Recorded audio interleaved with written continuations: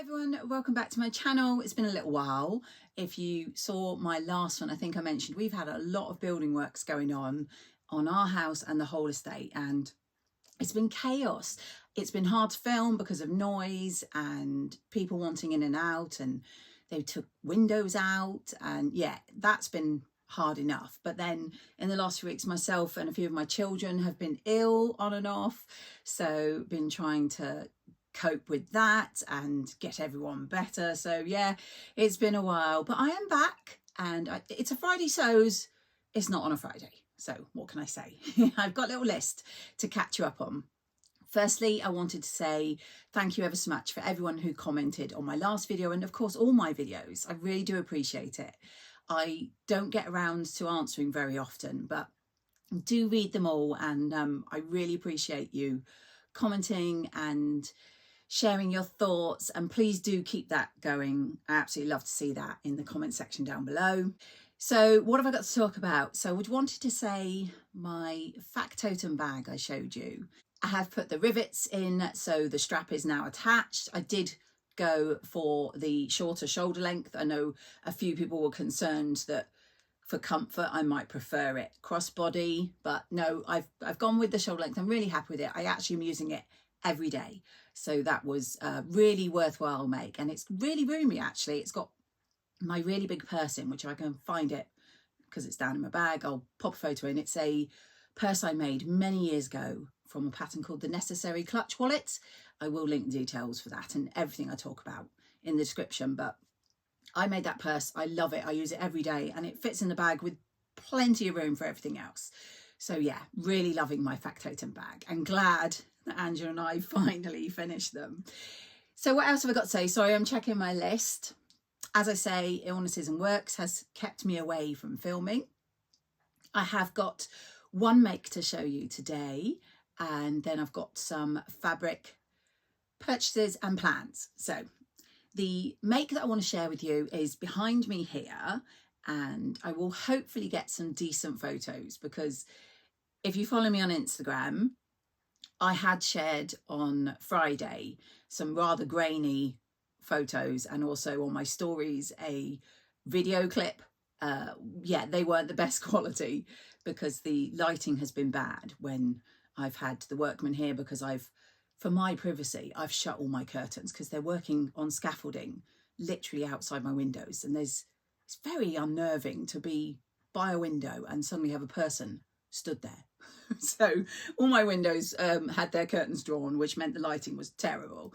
And yeah, so I made this. This is the dress I made, is this blossom wrap dress pattern. As I say, it actually came out Friday, and it is from Alice, who is the brains behind Stitched in Wonderland. This is a really lovely dress that, I have to be honest, I wasn't sure I would like it on me.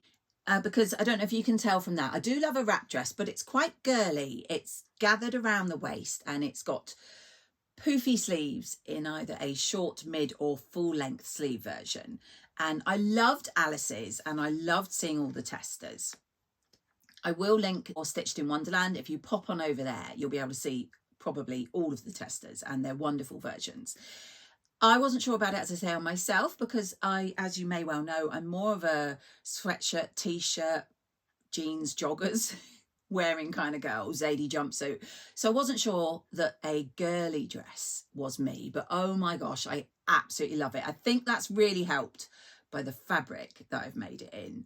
But yeah, I do love a wrap dress. This one is so comfy, and the wrap that goes over the front is a really good coverage. So I will hopefully get some photos and videos after this. As I say, now I have no workmen here on the weekend, so hopefully I can get some good lights. Yeah, when you lift the wrap over part back, there's a whole skirt underneath, so there's no chance of a bit of wind coming along and exposing too much. So I love that. I love that it has pockets, of course. I love pockets. I love, as I say, the poofy sleeve. I think that's a really nice touch. The only issue I had personally, and I think it's because I used a viscose, is that I have slightly stretched one side of the bodice. So I'm not sure if it shows in the photos, but I am going to put a little popper on the wrap when I can pull it a little bit taut to stop that. But that, as I say, I think is because I stretched it out in sewing and the viscose was quite slippy. It is designed for medium weight woven, and some of the testers have used really fabulous fabrics. A couple of the other ladies used viscose. I thought the drapey fabric would look lovely, and it does, but a more sturdy woven, like a cotton lawn, also look wonderful. They just give it a bit more structure, which gives those sleeves brilliant emphasis on the poofiness, and I think that's my plan for my next one going forward. So what can I say? This is, I would say, quite an easy, happy, confident beginner style, because there is no fastenings to worry about, no zips, buttons, etc. It has got this gorgeous tie detail at the back, which you can do in a bow. As I said, it has pockets and the 3 sleeve versions, and it has a fully lined bodice. And I'm just going to see if I can change my video settings a little bit so that I can show you a bit more in detail. So here is my gorgeous blossom wrap dress, and it has, you're not necessarily going to be able to see very well because of the busy fabric, but it has 2 darts in the front on both bodices to give shaping, and also, again, I don't think you're going to be able to see, but it has darts up the back, 2 darts up the back also to give it a lovely shape. And hopefully you can see there, I haven't tied mine very prettily, but it's got a gorgeous bow, and then the ties hanging down in this lovely unicorn fabric. As I said, the bodice is fully lined. I didn't quite have enough of the fabric, so I've just done it in a plain blue. These sleeves are gorgeous. They're finished with just a nice simple elastic, and then this puffy effect I absolutely love. As I said before, the coverage from the wrap is really good.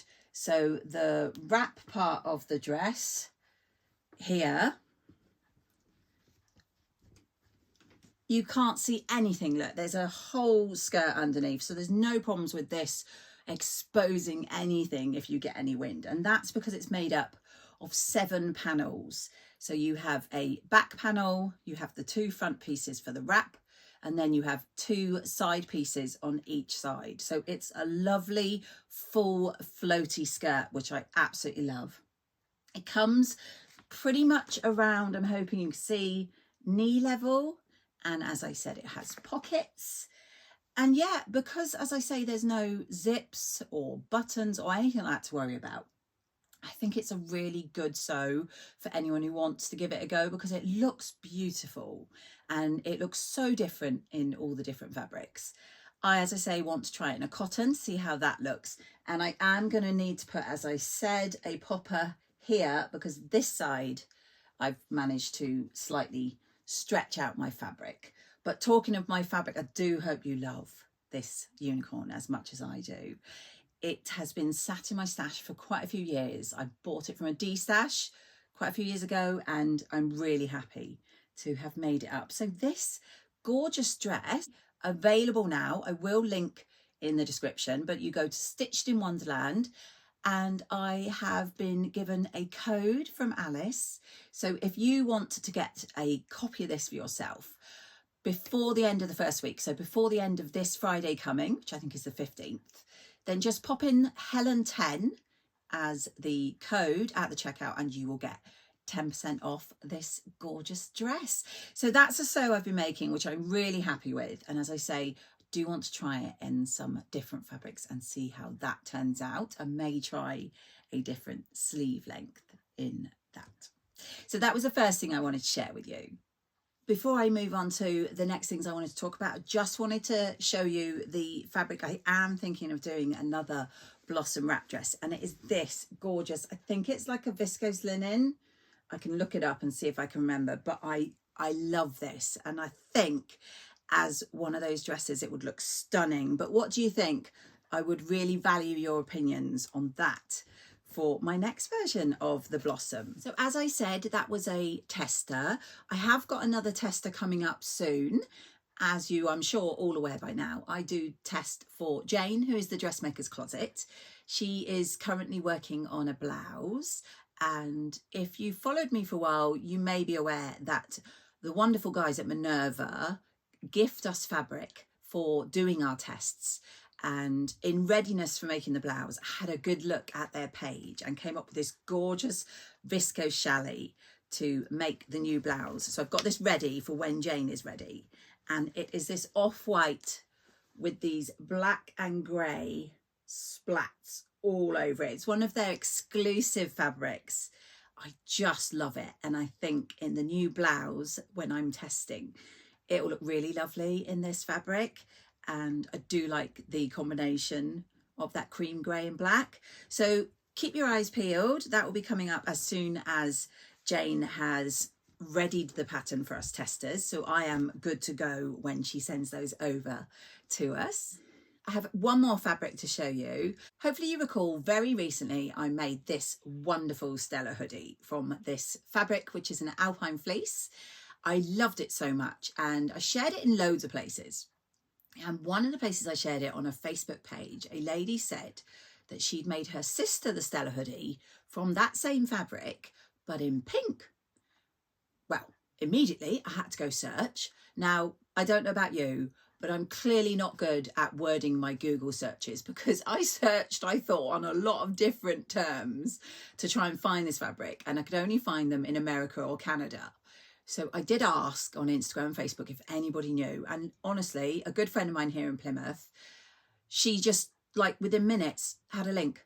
And I think it was Empress Mills. I will double check and put the details.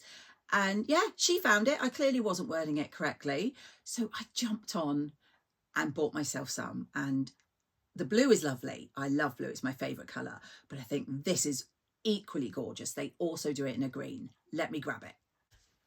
So here it is. This is the pink version. Again, the same as the blue with these purple, green and blue coloured feathers. It is the alpine fleece, so it's lovely and fluffy. And yeah, I'm literally going to do exactly the same again. I'm going to make a Stella hoodie because honestly, I wear my blue one so much that having another one is a necessity, I think. So yeah, thank you ever so much, as always, to people for being a wonderful community and for the lovely Amanda for finding that for me, because I really did not fancy.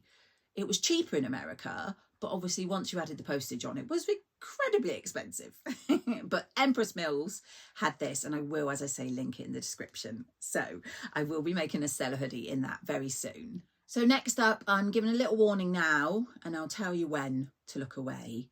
I have bought some labels from the wonderful Rosy Cheeks, Little Rosy Cheeks, and these just made me chuckle because they're very suitable for a lot of my projects. Firstly, so lovely, Victoria sends these little make it happen postcards with her Rosy Cheeks, all her details, and she's attached one of her other labels, which is Sew Me, which I think is really cute. So that's a lovely touch.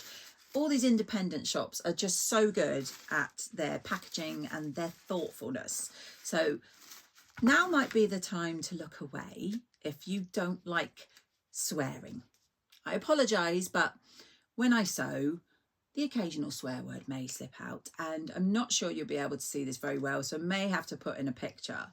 But I thought these, you could slightly see them in the packaging. I will pop the photo here. Were me. Because it says this took however long, and it's true for most of my sews. You know I'm a slow sewer, and I just thought they were a brilliant touch. So when she came out with these, I had to pick up a little packet. So I suspect I will not have long before there's a make that I can say took that long and will need one of these labels. So another thing that I've bought I can't show you, because what I have done is I have joined a new subscription. 1st of March, the lovely Laura, who is the Specky seamstress, launched a new subscription box. Now, hopefully you're aware of her. Obviously, I will link her down below. She has her own YouTube channel and Instagram, and she has a business which primarily does bias binding. That's how she started, and they are wonderful, and I've bought loads of them. She set up a bias binding subscription box last year sometime, which I am debating joining, but is brilliant. And then from the 1st of March, she have set up this new subscription box, which I want to say is called the Label Collective. I will check. And it is a monthly subscription box where she's going to send out labels. Now, I will check the details because I have forgotten, but it was a very reasonable price for, I think, 2 different styles of labels in different sizes. And I will hopefully pop details here. But as I say, you'll be able to check in the link and go and check it out for yourself. So I'm very excited because I've joined that. And I guess my first box will come in April. And I love a good label, as we know. And so, yeah, I love supporting Laura and any other small business as well. So I think this is a really brilliant new subscription box. And that the fact that it's not very much pennies means I can afford to do this one. Whereas currently I've had to cancel a lot of my subscription boxes. So do go check them out. It's a great new service from Laura. I'm really looking forward to my first box. I will, of course, share with you guys when I get it. Before I go, I just want to share 2 challenges that are running this month, which I suspect you've all heard of, and also 1 planned make, which I have got to share with you. So there are 2 challenges. One is Sew Yellow for Endo. This is run by the lovely Jess from sowhatifIsew. She's been doing it for a few years, and it's a really, really good way of raising awareness of endometriosis and women's health in general, and also the lack of support and awareness of women's health, especially things like endometriosis. And so please do go follow her on her YouTube and Instagram, and she will have vloggers on as well. I actually won a prize last year. So in the Sew Yellow for Endo, you just have to sew up something yellow or including yellow, because yellow is not really my colour. So I sewed up my gorgeous Avenir jumpsuit, which had yellow in it, and you can then donate to her, I can't remember which cause it is, so I'll put the exact cause, which is obviously to do with endometriosis, and you have to donate a minimum. Can't remember what that is either. I'm not very good at the details, am I?